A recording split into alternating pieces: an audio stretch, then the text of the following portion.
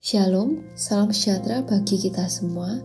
Tema renungan kita pada pagi hari ini berjudul Allah Immanuel. Allah hadir dalam setiap kehidupan kita. Namun, ada penghalang yang membuat kita tidak dapat merasakan kehadirannya. Dosa, kesibukan, hal-hal duniawi itu adalah penghalang yang bisa melemahkan naluri kita untuk merasakan kehadirannya. Semenjak manusia jatuh ke dalam dosa, kita sebagai manusia kehilangan kehendak bebas untuk dapat membedakan yang baik dan yang jahat. Tetapi Allah yang hidup rela turun ke dunia untuk membebaskan kita, supaya kita mengalami pemulihan kehendak bebas. Bagian kita adalah fokus untuk datang kepada Dia. Yakobus 4 ayat 8a mengatakan, "Mendekatlah kepada Allah dan Ia akan mendekat kepadamu." Ketika Allah mendekatkan diri dengan kita, Allah menjauhkan kita dengan yang jahat.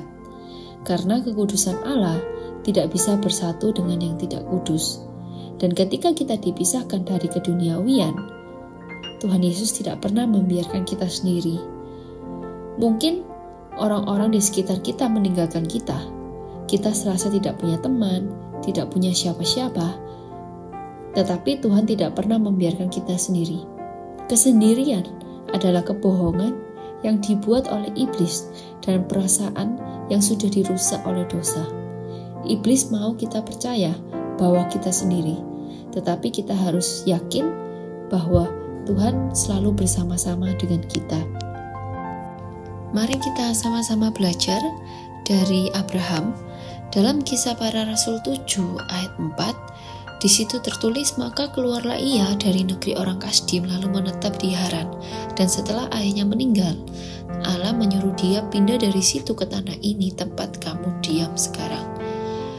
Abraham rela meninggalkan ayahnya demi mendekatkan diri kepada Tuhan. Ayahnya sebenarnya bukan meninggal secara fisik, tapi secara rohani. Ayahnya lebih suka untuk menyembah berhala. Dan di situ Allah menyuruh Abraham untuk meninggalkan ayahnya dalam keadaan masih hidup. Tentu saja itu sangat membuat Abraham sedih. Hatinya harus tersayat karena dipisahkan bukan oleh maut.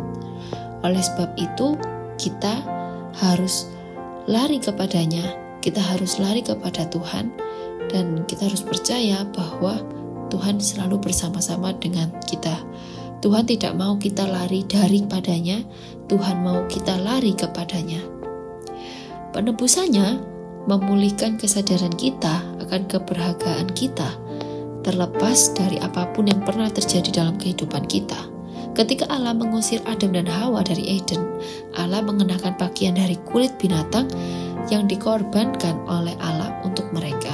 Ketika Allah mengutuk Kain untuk menjadi pengembara di bumi karena membunuh Habel adiknya, Allah menetapkan sebuah tanda perlindungan bagi si pembunuh, yaitu bagi Kain.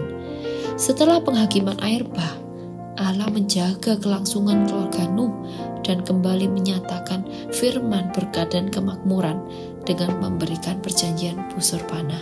Allah secara terus-menerus memperlihatkan masa depan yang cerah tentang begitu berharganya manusia yang terjadi di tengah-tengah hukuman dan penghakiman.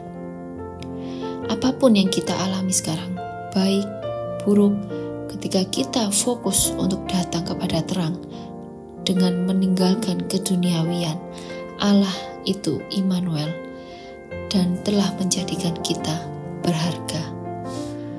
Wahyu 7 ayat 17, di situ dikatakan, "Sebab anak domba yang di tengah-tengah tahta itu akan menggembalakan mereka dan akan menuntun mereka ke mata air kehidupan, dan Allah akan menghapus segala air mata dari mata mereka."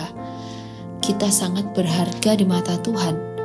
Mari kita terus lari kepadanya dan percaya bahwa Allah itu Immanuel.